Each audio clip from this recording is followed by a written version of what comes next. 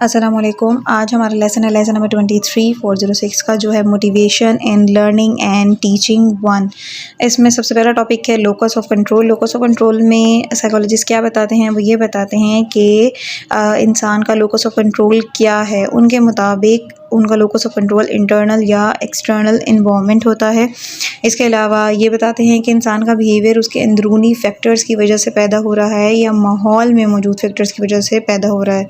तो ये काम जो जो एक्सप्लेन करता है वो है लोकस ऑफ कंट्रोल। इसके 4 मेजर पॉइंट्स बताए गए हैं of view of what motivates a person, के पर्सन को क्या चीज़ मोटिवेट करती है। पहला है behaviouristic approach and motivation, second है humanistic approach and motivation, third है cognitive approach and motivation, and fourth है socio cultural approach and motivation. तो सबसे पहला है बिहेवियरिस्टिक अप्रोच एंड मोटिवेशन। इसमें क्या कहते हैं, this view explain behaviour of a student in a classroom as the result and incentive के तौर पर स्टूडेंट का जो बिहेवियर है क्लासरूम में वो एक्सप्लेन करता है। अब वो क्या एक्सप्लेन करता है कि इंसान की जो मोटिवेशन है वो एक इंसेंटिव पर डिपेंड करती है, और वो इंसेंटिव जो है वो उसे इनकरेज करता है और डिस्करेज करता है बिहेवियर को लेकर। अब उसके कहने का मतलब ये है कि अब इंसेंटिव क्या है। इंसेंटिव है रिवॉर्ड और पनिशमेंट, जो उसके बिहेवियर पर बड़े असर करते हैं। अगर स्टूडेंट को रिवॉर्ड किया जाए तो वो बिहेवियर को रिपीट करता है।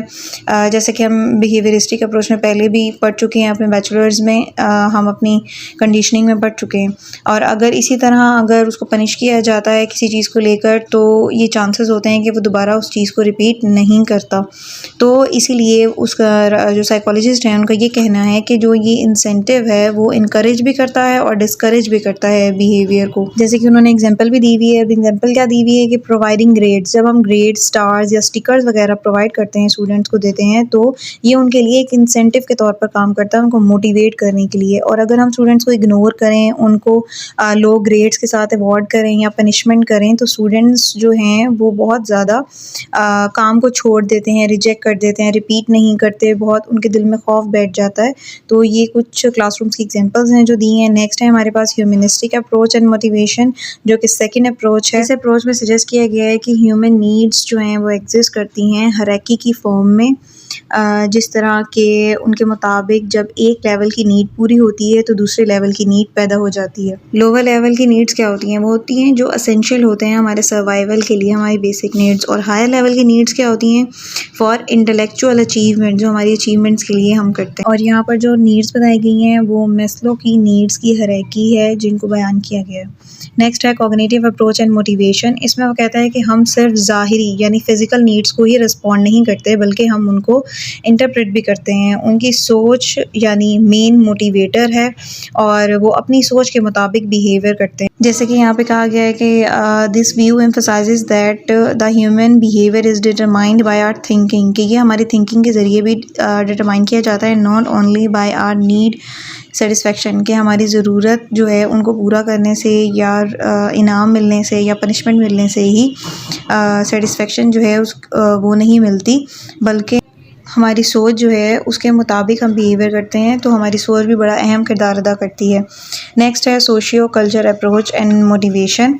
इसमें कहते हैं कि बंदा अपने कल्चर या माहौल के अंदर जो एक्ट करता है उसको रेनफोर्स किया जाता है। अगर उसकी तारीफ़ होती है तो वो मज़ीद मोटिवेटेड होता है और मोटिवेटिव फ़ील करता है और चीज़ को रिपीट करता है। वो अपने एक्शंस पर पुख्ता हो जाता है, मतलब और स्ट्रॉन्ग उसके विजन्स हो जाते हैं।